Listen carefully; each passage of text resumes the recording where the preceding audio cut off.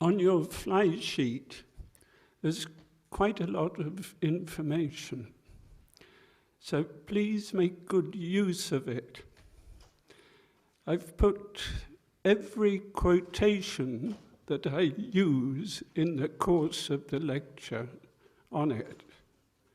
So you can follow the lecture because the fly sheet gives an outline of my lecture with all the main points and also all the main quotations. Okay.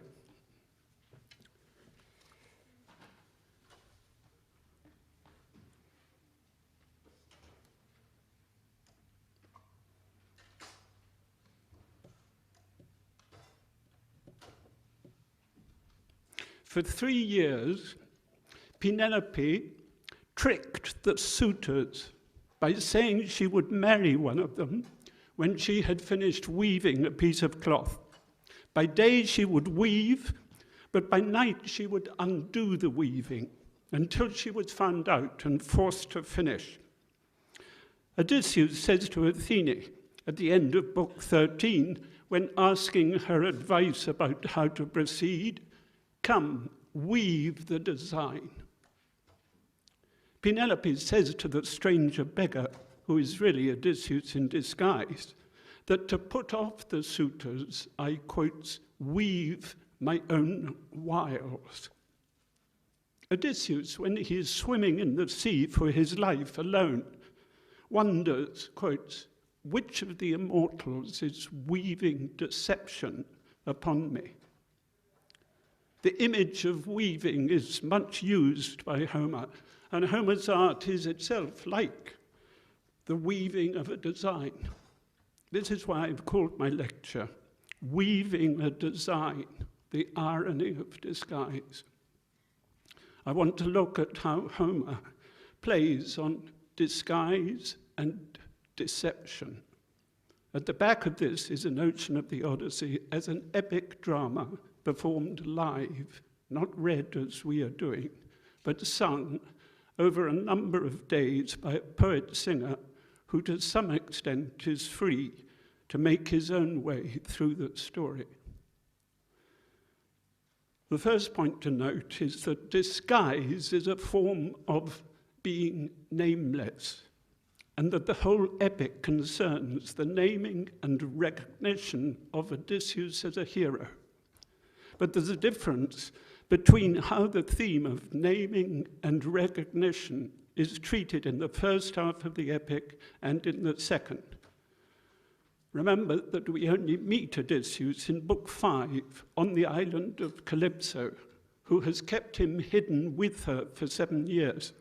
Book 5 ends with Odysseus struggling onto the Phaeacians' island after swimming for his life. Exhausted, naked, alone, and nameless. There's nobody else to tell the Phaeacians who he is. He cannot tell them himself, because who would believe him? The world is full of wandering nobodies claiming to be somebody special. Somehow, starting from nothing, he has to get himself into a position where he will be acknowledged as Odysseus by the Phaeacians, honored by them with gifts, and taken home. He does this by using the quality which sets him apart as a hero, the quality of cunning intelligence, or in ancient Greek, metis. During a feast, still as an unnamed stranger, he asks the Phaeacian singer Demodocus to sing the story of how Odysseus tricked the Trojans with a wooden horse. His reaction to Demodocus' song prompts the Phaeacian king to ask the stranger who he is. This is at the end of Book 8. Odysseus identifies himself. "I am Odysseus, son of Laertes, known before all men for the study of crafty designs." This is at the beginning of Book 9. And he starts telling the story of his great wanderings from the time he and his companions left Troy. It's an unusual story, full of semi-human, semi-godly beings, not the kind of story, the Phaeacia, about heroes or gods that people are used to. Halfway through, he pauses, and Alcinous, the Phaeacian king, comments on its unusual form, quotes, "We, as we look upon you, do not imagine that you are a deceptive or thievish man," he says, "making up lying stories from which no one could learn anything. You have a grace upon your words, and there is sound sense within them, and expertly as a singer would do, you have told the story of the dismal sorrows befallen yourself and all of the Argives, the Greeks. But," he says, he goes on, "come now, tell me and give me an accurate answer. Did you see any of your godlike companions who once with you went to Troy and there met their destiny? That's to say, can you give us a more normal story of heroes who died on the field of battle?" And Odysseus, his audience entranced, immediately tells how he met the spirits of Agamemnon and Achilles in Hades. Homer the poet is thus constructing a new kind of epic of homecoming and the restoration of order rather than of war. And he has his hero sing his own story, sing his own fame. So we've got three issues mixed together. One, a new kind of epic. Two, a correspondingly new kind of hero who uses storytelling to further his purpose. And three, namelessness, or the process of being recognized as somebody, not nobody. Of course, the first major story he tells to the Phaeacians is how he got out of the Cyclops cave by pretending to be called nobody, which is why the story is thematically so important in the epic. The second half of the epic plays on namelessness differently. Here, disguise is central.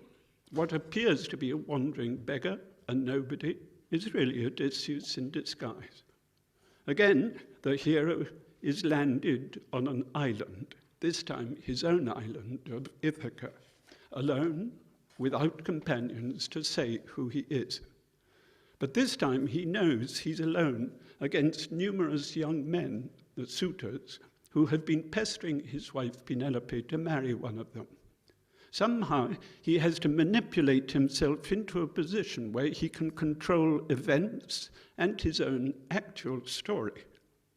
Again, he does this by using his own special skill of cunning intelligence and by telling stories of what he knows about the real Odysseus.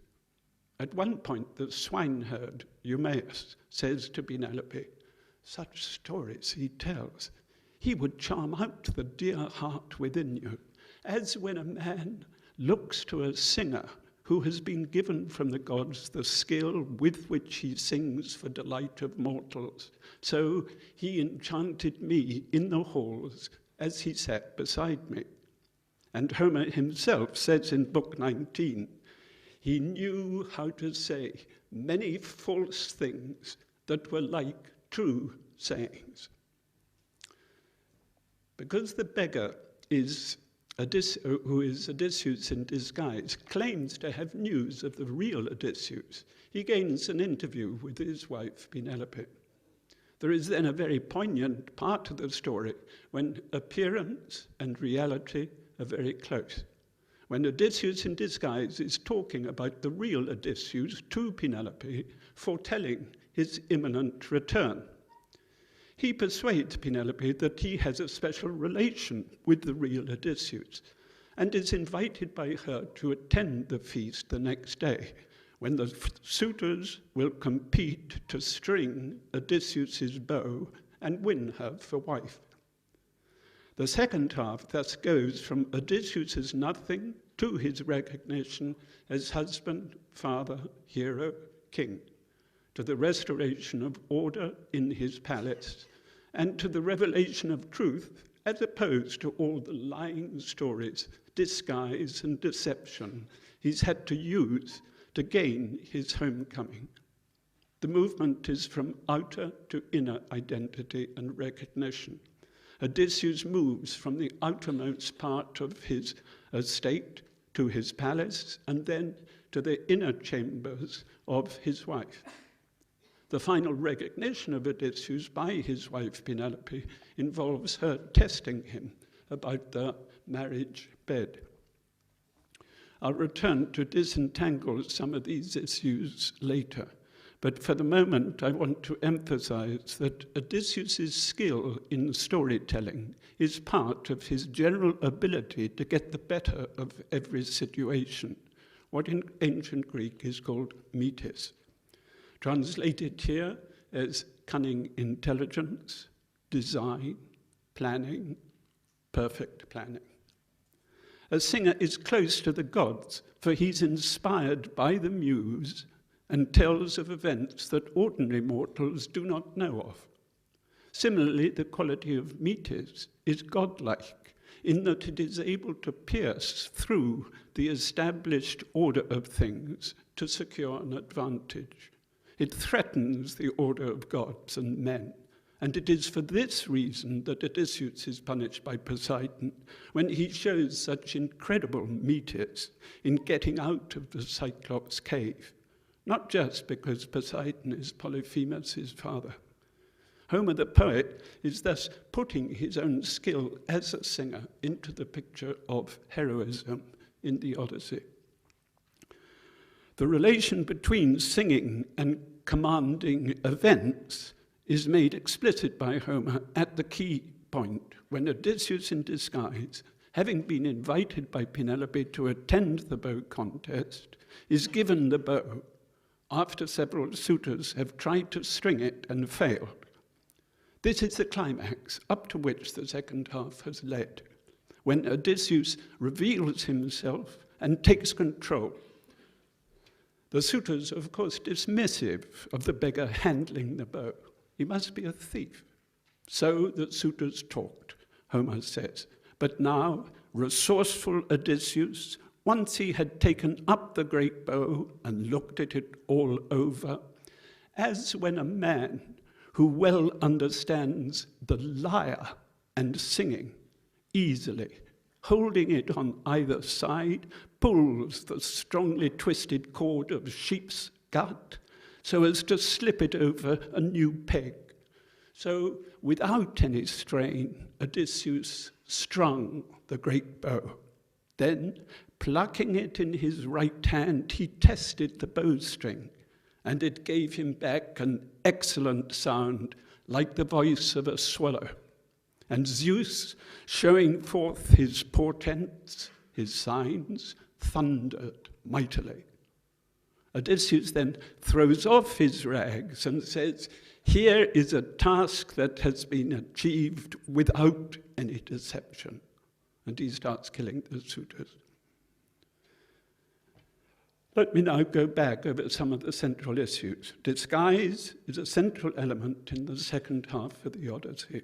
Because Odysseus is alone when he gets back to Ithaca, he has to use the two qualities for which he made himself famous at Troy, when he devised the trick of the wooden horse, and which got him out of the Cyclops' cave. Secondly, apart from metis, cunning intelligence, is his power to endure humiliation and suffering. The adjective used for Odysseus is often long-suffering Odysseus. When he visited Hades in Book 11, during his great wanderings, he heard from the blind prophet Tiresias that suitors were pestering his wife Penelope to marry one of them, and eating up all the stock of his estate. But in fairness, he should assess the situation for himself. He has heard that Penelope has been faithful to him, But should he believe hearsay? He must test the truth for himself. His son, Telemachus, will have recently come into manhood, but of his qualities, Odysseus has no experience. Can Telemachus be relied upon not to give the game away when his father is being humiliated in the palace by the suitors and by servants? Odysseus doesn't know. For these reasons, Athene advises him to go in disguise in order to make trial of each and every one on his estate. Gods also go in disguise. It's one of the reasons that you have to treat all people well, for you never know who might be behind an appearance. When one of the suitors throws a footstool at Odysseus in disguise in Book 17, others are shocked and say, this is quotation under item 3 of the fly sheet, "You did badly to hit an unhappy vagabond. A curse on you if he turns out to be some god from heaven. For the gods do take on all sorts of transformations, appearing as strangers from elsewhere, and thus they range at large through the cities, watching to see which men keep the laws and which are violent. Behind the figure of a beggar, there might be a king or a hero." By going in disguise, Odysseus is able to make trial of the appearances of things, testing the reality behind appearances. Disguised as a wandering beggar, he can go anywhere. As a vagabond, someone who's been wandering from place to place, he's expected to have news of other places. But as a beggar who has to sing for his supper, he's expected to exaggerate and lie, not to tell the truth. Here lies the dramatic irony of the epic. Appearances have to be tested. Odysseus must go in disguise even on his own land, in his own home. How do the servants, how do the suitors, how does his son, his mother, his father, his wife, treat him when they don't know who he is? Do they treat wandering strangers, nobodies, properly? In disguise as a beggar who says he has wandered afar and heard news of Odysseus, he is the bearer of truth about his own homecoming, something for which everyone is waiting, on which the whole electric situation depends. But why should a hungry beggar be believed?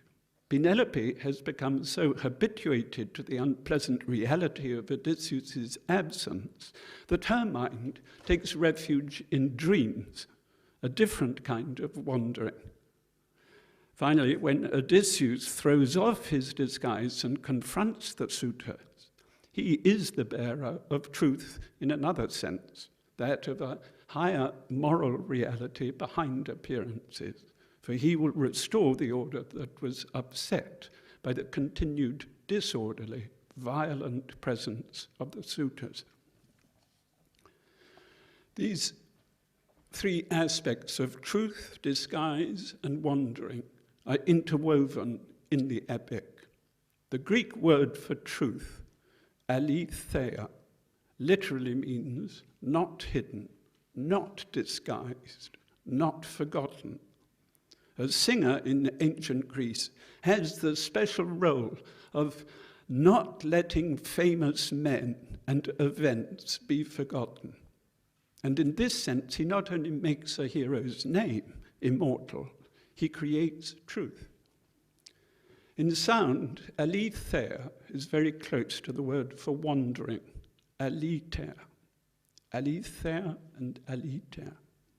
Homer makes use of the close sound of these two words playing on where the meanings intersect. For instance, in Book 14, the swineherd Eumaeus says to Odysseus in disguise, who's come to his yard as a vagabond, quotes, "Old sir, there is none who could come here bringing a report of him," i.e. the true Odysseus, "and persuade his wife and his dear son.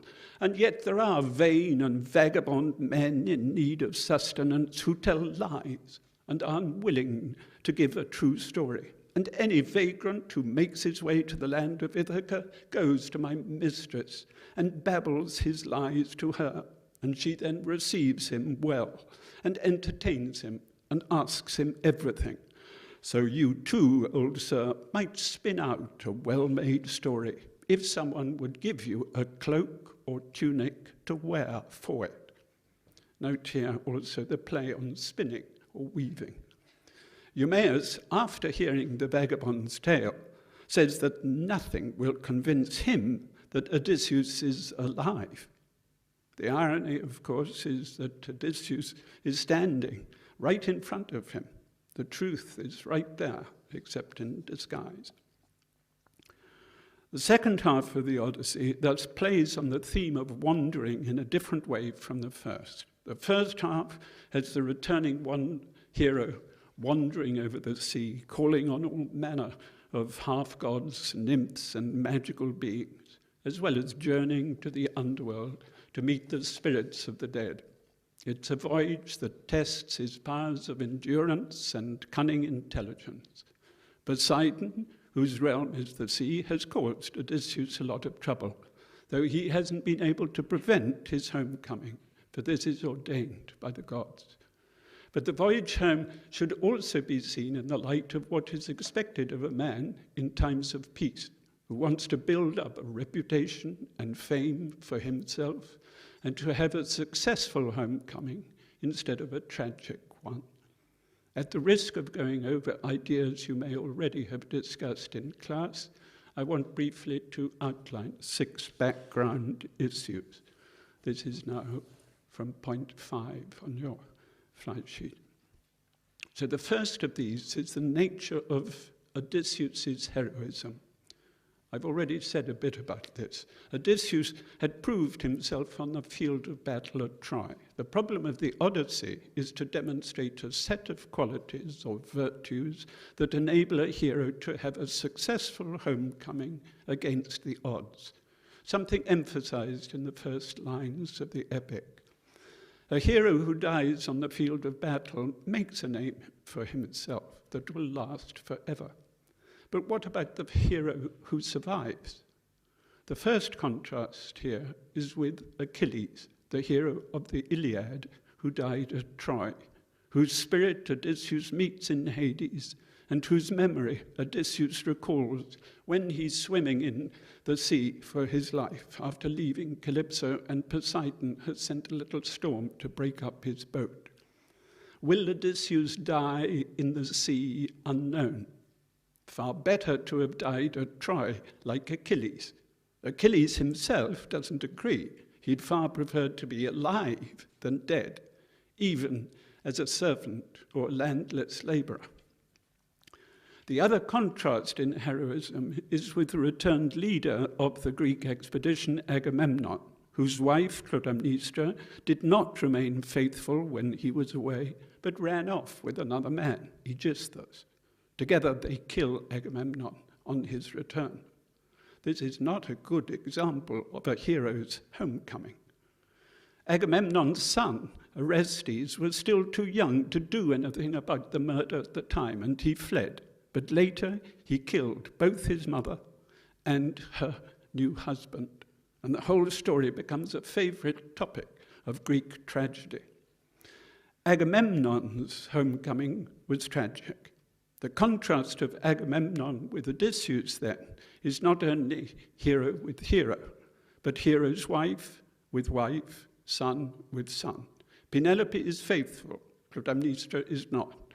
Orestes, Agamemnon's son, eventually punishes the wrongdoing of his mother and her lover. What is Telemachus' role to be? This brings us to the second background issue of Telemachus' age. It's essential to the plot of the Odyssey that Telemachus should be just coming into manhood at the time of Odysseus' return. It is this that makes the situation on Ithaca so electric, ready to boil over. At the very time that it does come to a head, when Penelope decides to set up the bow contest in order to see whom she will marry, there Odysseus is, ready and waiting, ready to reveal himself, the truth behind the disguise. The effect of Telemachus starting to take charge of his absent father's household is twofold, one on the suitors, the other on his mother. The suitors see Telemachus as a threat to their own position, not only because he might become their king, but also because he's spoiling the good times they are having at his expense, and they plot to kill him. Their hostility thus comes into the open, whereas previously, when Telemachus had been younger, they hadn't bothered about him. The effect of Telemachus' coming of age on his mother, Penelope, on the other hand, is to force her to take a decision about remarriage. As she tells the suitors in Book 18, Odysseus had advised her before he left to keep everything in her charge, but, quotes, "When you see our son grown up and bearded, then you may marry whatever man you please, forsaking your household." And to Odysseus himself, when he's in disguise as a beggar and she's quizzing him about news of the real Odysseus, Penelope says, "Now I cannot escape from this marriage. I can no longer think of another plan." The word for plan is metis here. Just remember that. "My parents are urgent with me to marry. My son is vexed as they eat away our livelihood. He sees it all. He's a grown man now, most able to care for the house." And the beggar, Odysseus in disguise, advises her not to put off the contest of the bow any longer. So, because Telemachus is coming of age, the situation is ripe for resolution. And in fighting against the suitors, he does well. He's a worthy son of his heroic father. The third background issue is the context of gift-giving and hospitality. Normally, in peacetime during the Homeric age, how did a person build up a reputation for himself? In 3 ways, I suggest. 1, by upholding the proper laws of Zeus in relation to hospitality. 2, by calling on people, being honored as a guest with gifts, and establishing long-term alliances, also sealed with gifts. And 3, through raiding expeditions and plunder. I'm not going to go into any of these here, except to ask you to be aware, when reading, of the special concept of a guest gift, whether it is bad, as in the case of the guest gifts that Polyphemus gave, if you have read that story and can remember what were the 2 guest gifts that Polyphemus gave.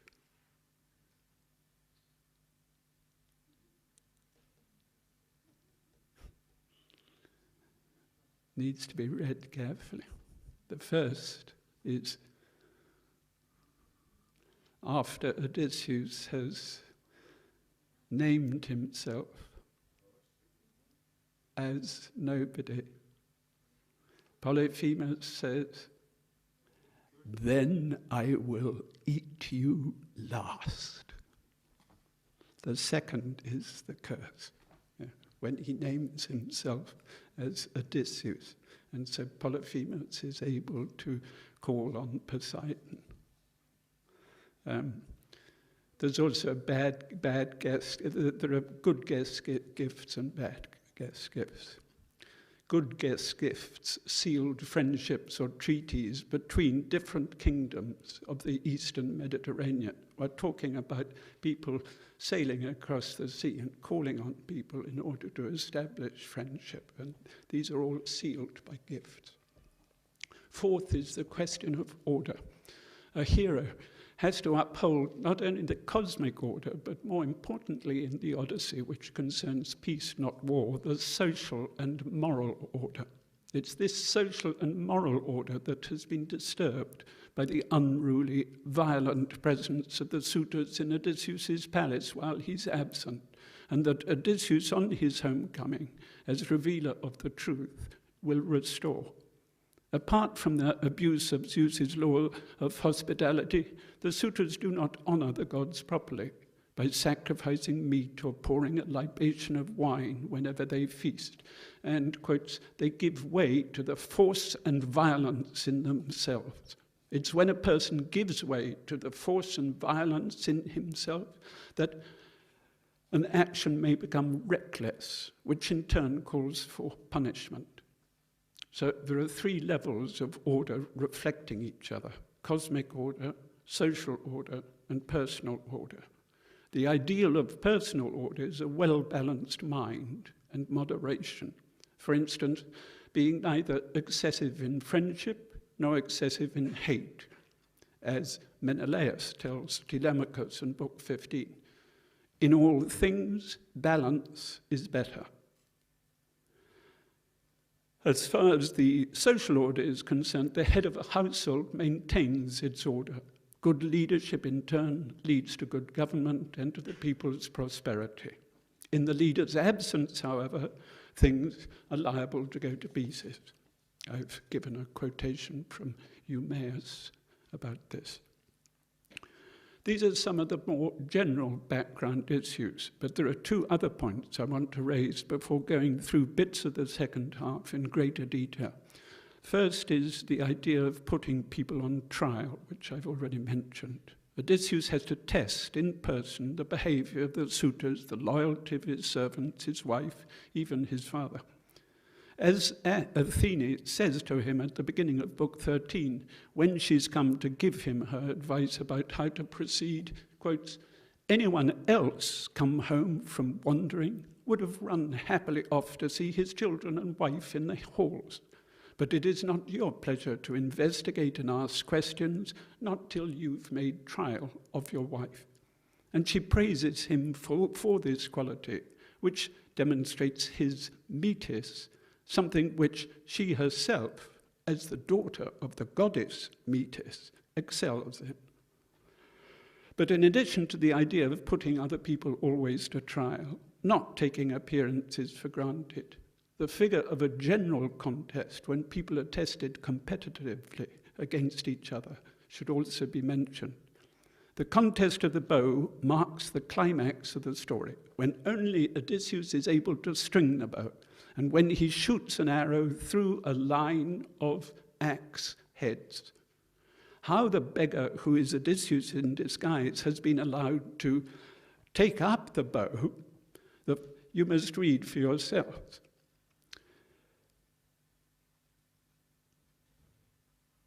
Both Penelope unknowingly and Telemachus knowingly have a part in this.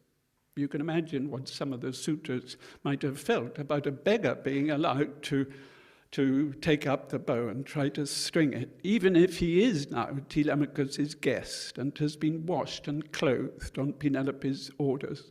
One of them says, quotes, "We are ashamed to face the talk of the men and the women, for fear some other might say, they are not able even to string the bow. Then another, some beggar man, came wandering in from somewhere and easily strung the bow. That would be a disgrace for us all." Indeed, it will be more than a disgrace. It'll be their destruction. Note the play on wanderer being a nobody here. And what does Odysseus say when he's shot the arrow through the axe heads? Here is a task that has been achieved without any deception. Reality in the raw, the beginning of the end, when order is restored and truth revealed. The idea of a contest, not only in athletics, but also in drama and poetry, was very important to the ancient Greeks. The second general point is simply the skill of the poet, weaving his story into our hearts. When you read the second half, please do be aware of the dramatic effects Homer uses to draw the reader into the story and become emotionally involved. You have to imagine the Odyssey being recited out loud, live. The audience knows the story, It's up to the poet to keep the audience's interest, building up the climax, playing on words, playing on situations. This is where irony comes in, especially the irony of disguise. The audience knows that the wandering beggar is Odysseus in disguise, but the people to whom the beggar is talking do not. This ironical situation is played on by Homer to the full. What happens when his faithful dog recognizes Odysseus behind the disguise? Will his old nurse recognize his scar when she gives him a bath? Above all, when Odysseus in disguise is sitting right in front of his wife, many of their remarks to each other have particular pathos and irony.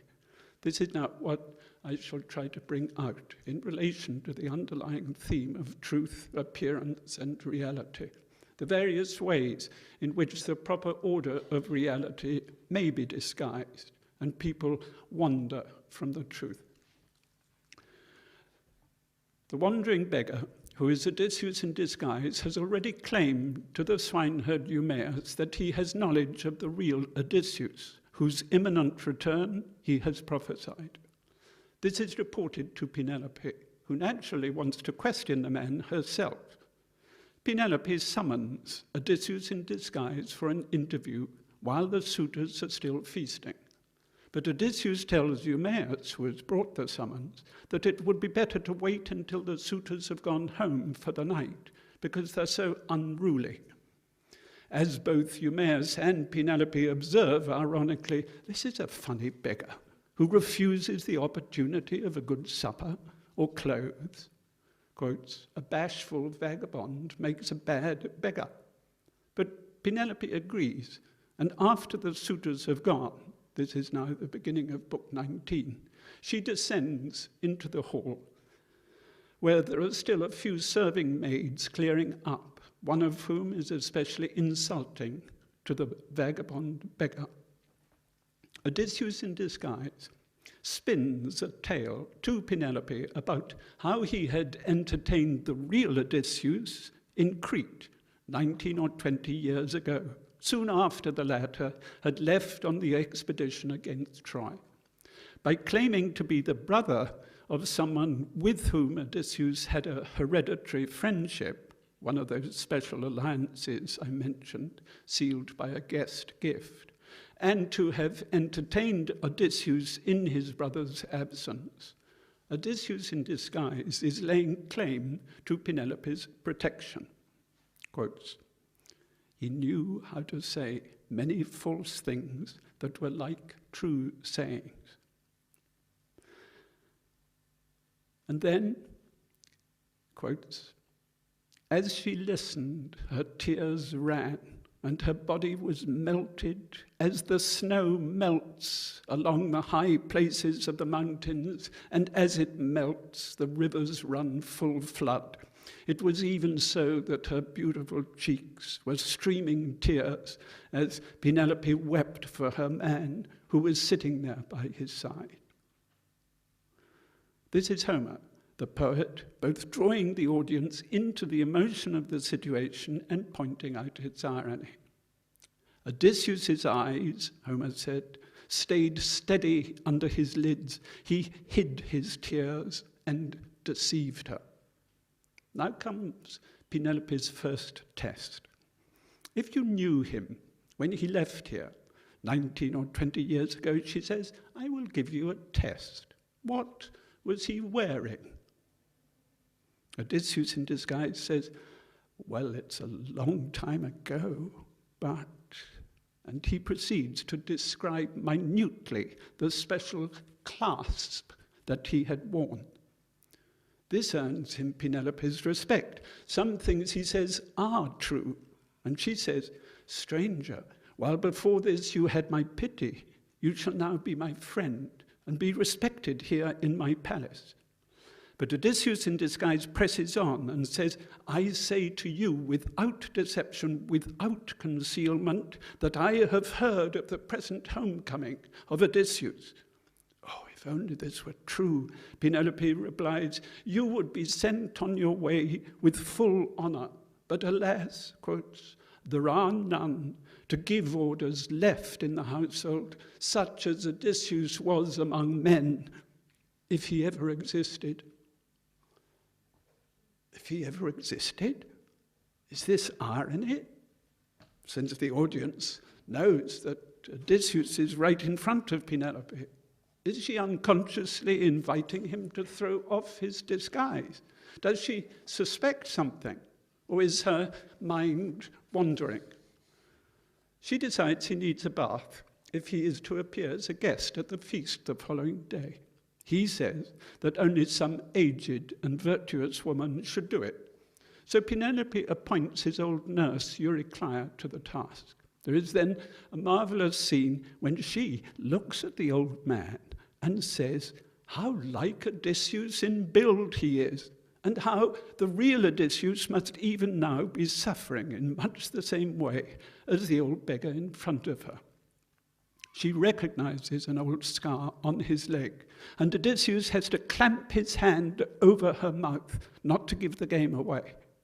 It's not a game. Odysseus is testing his wife, and the timing of any disclosure he makes is crucial to his success against the suitors. Anyway, after his bath, Penelope again sits with the disguised Odysseus. Friend, she says, I will stay here and talk to you just for a little. To be sure, it will soon be time for sweet rest, for one delicious sleep takes hold of, although he may be sorrowful. Note the play on the sinking back from reality. She asks him to interpret a dream she's had. This is now in the intimacy of the night. In the dream, she says, an eagle swooped down and killed all the geese she kept in the courtyard. But the eagle then perched on a roof and in a human voice said, quotes, do not fear, this is no dream, but a blessing, real as day. You will see it done. The geese are the suitors, and I, the eagle, am your own husband come home, and I shall inflict shameless destruction on all the suitors. This is Penelope recounting a dream, foretelling Odysseus' return to Odysseus in disguise, who's sitting right in front of her. What does he reply? Lady, he says, it is impossible to read this dream and avoid it by turning another way, since Odysseus himself has told you its meaning, how it will end. The suitor's doom is evident. So we have a triple conjunction. Odysseus in the dream as an eagle, foretelling to Penelope the imminent return of the real Odysseus and the suitor's destruction. The real Odysseus in disguise as a wanderer, telling her the same thing, and Odysseus in disguise interpreting the meaning of the dreamt Odysseus' prophecy. Is this Homer sending us all up? Or does it signify the intangibility of truth, the ease with which the proper order of reality can be veiled and from which one can wander? Penelope will have none of it. These are, after all, words, not deeds. She says dreams come out of one of two gates. Deceptive dreams that never come true come out of the gate of ivory, while those that do come true come out of the gate of horn. And she is afraid that this dream came out of the ivory gate, i.e. is deceptive. Anyway, with only disguised reality and dreamt truth, what can she do? The real Odysseus has not yet actually revealed himself, nor killed the suitors. So Odysseus, in disguise, goes to sleep in the hall, and she sleeps in her chamber. He lies awake, bothered about how the following day will turn out, and how he's going to avoid the suitors' families taking revenge on him. But Athene comes to reassure him and sends him to sleep. At the moment he falls asleep, Penelope wakes up in her room. She cries a little and then prays to the goddess Artemis, prays that she die so that she can meet Odysseus in death, rather than have to marry one of the infernal suitors. But then she checks herself and says, Any evil is endurable, for there's always sleep. Sleep is the oblivion of all things, she says to herself, both good and evil. And with sleep come dreams. This very night, she says to herself while praying, there was one who lay by me, like him as he was when he went with the army. I like Odysseus, so that my own heart was happy. I thought it was no dream, but a waking vision. You get the idea. When the story is reaching its climax with the bow contest, when the suitor's wrongdoing will finally be punished, order restored, and Odysseus will throw off his disguise and reveal himself, no longer as a wandering nobody, but as a hero who's succeeded by using cunning intelligence rather than simple physical force, there is a long play on Penelope's bewilderment as a metaphor for the bewilderment of mortals in distinguishing a true path from a false one. Dreams, waking visions, sleep, death. Is he really and truly dead, even though I've waited for him for 20 years? Will I really have to marry a suitor after all the deception I successfully practiced, putting them off? Truth revealed when it finally arrives is hard to recognize. After the suitors have been killed, Odysseus reveals himself to Penelope as he really is, spruced up a little by Athene. But she still can't accept reality until she finally tests him with a trick about the marriage bed. And in this test, Homer himself has a last trick up his sleeve. Penelope has to test whether the person in front of her, now no longer a beggar in rags, but properly bathed and spruced up by Athene, is really her husband. Come, she says to her handmaid, make up our bed in the chamber outside. What? Exclaims Odysseus in real anger. Who has moved the bed I made on the trunk of an olive tree? In this test, Penelope outsmarts the master of cunning, Odysseus.